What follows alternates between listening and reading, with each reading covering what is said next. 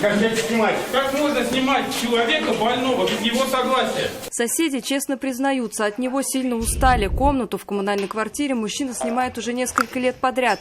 Пил, говорят, всегда, но в последнее время особенно много. С увеличением принимаемого спиртного его поведение становилось менее адекватным. А у вас давно с ним такие проблемы? В последнее время. А что случилось? Почему он таким стал? А это его спросите. В жизни не было никаких у него трагедий? Какая трагедия? Только одна его трагедия. Что мало пил.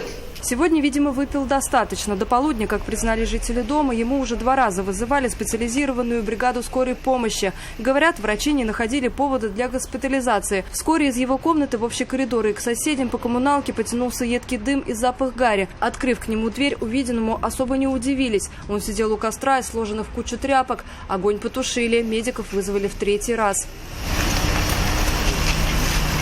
К счастью, жертв и пострадавших удалось избежать. Пожарные проверили, нет ли скрытых очагов возгорания. А в мотивах поведения мужчины теперь предстоит разобраться специалистам в области психиатрии и правоохранительным органам. Елена Соляхова, Константин Бушуев. Вызов 112.